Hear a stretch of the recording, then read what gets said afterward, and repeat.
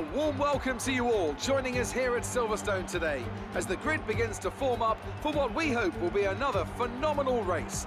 It's time, ladies and gentlemen, for the British Grand Prix.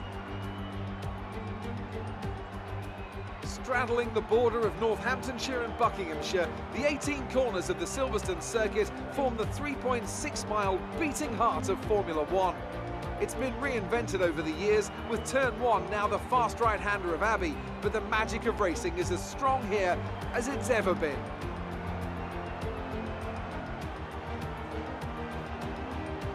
I'm joined again today by none other than Anthony Davidson. Tell me, Ant, obviously there's a lot of development work that goes on with these cars between the races. You've been both a test driver and a race driver. What differences are there in the way you approach those roles? Interesting question, Crofty. They're two very different mindsets. I mean, when I tested for BAR, we had full in-season testing where, per driver, you'd cover up to 15,000 kilometres per season. And in that role, it was more about working for the team, trying to help them improve the car and drive as systematically as you could, so that that data could be analysed in the most consistent way. When you're lining up on the grid for a race, however, your frame of mind's all about what you can get out of the situation on that day, and the car's the tool to help you achieve what you want. You still want to focus on setup, of course, but it's more about the here and now, getting yourself as far up the field as possible, and less about development work for the future. Before we begin, let's take a quick look at the grid lineup for today's race. Sebastian Vettel will start on pole. Fantastic qualifying from the multiple world champion, and Lewis Hamilton completes the front row. Looking at the rest of today's grid, we have Bottas, Albon, Max Verstappen and Leclerc, Hülkenberg, Perez, Magnussen and Daniel Ricciardo, Sainz, Stroll, Romain Grosjean and Norris, Gasly, Giovinazzi, Daniel Kvyat and George Russell. Raikkonen and Robert Kubica takes the last spot on the grid. And with lights out just moments away, it's time to go down to the track.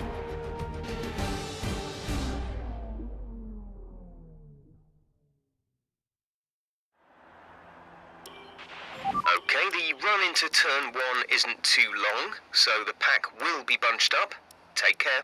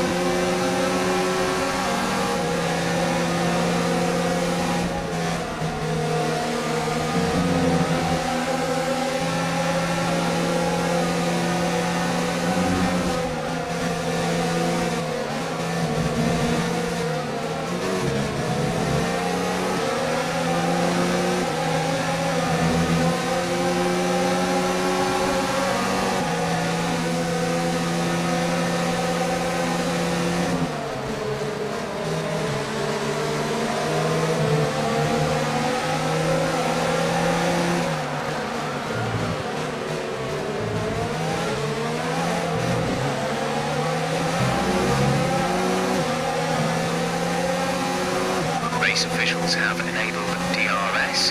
DRS is now available.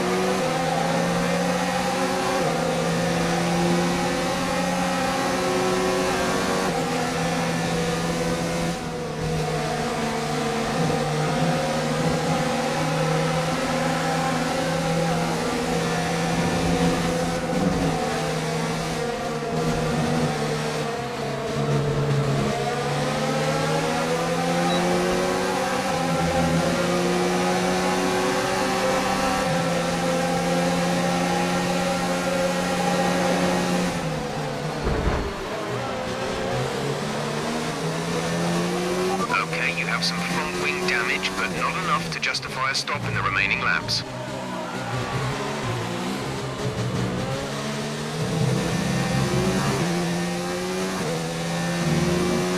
This is your final lap of the race.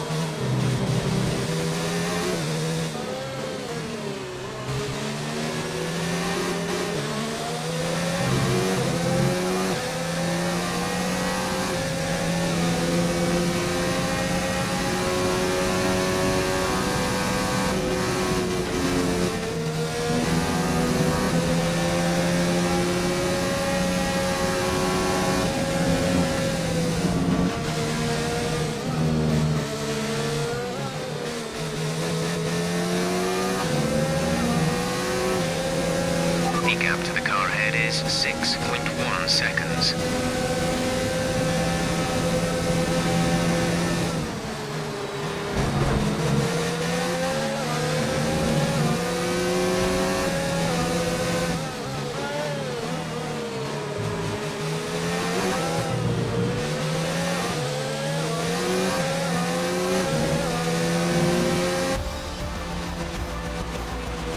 Okay, pick up rubber and bring it home.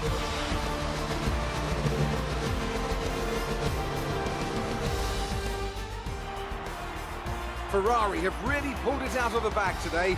It's a great win. Tell me, Ant, how did they manage to achieve this win? Well, tyre management probably played quite a large role in the outcome of this one. As ever, it's not just about speed, it's all about maintaining that speed consistently over a stint, over a race distance. So being able to keep up the lap times while still being smooth on the controls and gentle on the tyres, that's really where the race was won today. Here come our winners now. A thrilling race and a tremendous effort by Ferrari. Their history is well known, so it's no surprise to fans the world over to see them come out on top once again.